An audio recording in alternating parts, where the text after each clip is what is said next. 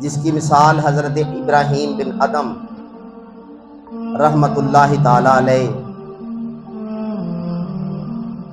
آپ وقت کے بادشاہ تھے، ایک عام دنیا دار تھے، تخت پہ بیٹھے ہوئے، اللہ رب العزت کی طرف سے کوئی بندہ آیا، اس بندے سے ابراہیم ادم پوچھتے ہیں کہ کیا کر رہے ہو؟ وہ کہنے لگے میں اپنے اونٹ تلاش کر رہا ہوں۔ کہنے لگے کبھی بادشاہوں کے درباروں کے اندر بھی اونٹ ہوئے ہیں، بعض نے اس واقعہ کو ایسے بیان کیا ہے کہ وہ چھت پہ تھا، تو کہنے لگے چھت پہ بھی اونٹ ہوتے ہیں۔ آگے سے وہ اللہ کا بندہ کہنے لگا کہ چھت پہ اونٹ نہیں نہ ہو سکتے، تو پھر تخت اور تاج کے ساتھ جو ہے اللہ بھی نہیں مل سکتا۔ تم یہاں اللہ کو تلاش کر رہے ہو، یہاں اللہ نہیں مل سکتا۔ یہ بات سننی تھی حضرت ابراہیم بن ادم نے، یہ بات ان کے دل پہ اثر کر گئی اور اللہ اللہ شروع کر دی۔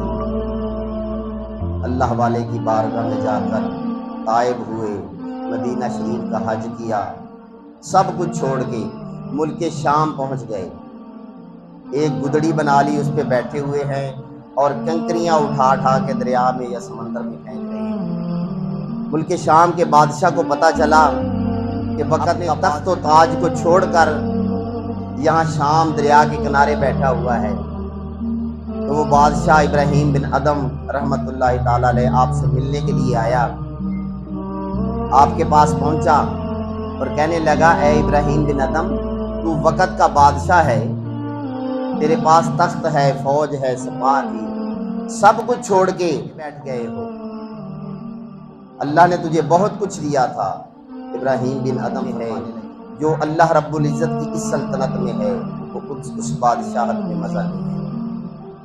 وہ بادشاہ کہنے لگا یہ کون سی بادشاہت ہے، یہ کون سی سلطنت ہے؟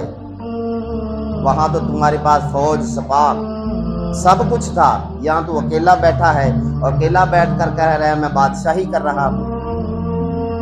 آپ کہنے لگے اللہ نے مجھے بہت زیادہ حاکمیت اور بادشاہت دی ہے۔ اس کی مثال آپ نے ایک سوئی پکڑی، سوئی اٹھائی اور سوئی کو اٹھا کر اس دریا میں پھینک دیا، دریا میں پھینکا اور حکم دیا کہ اے مچھلیوں میری سوئی اٹھا کے باہر لے کے آؤ۔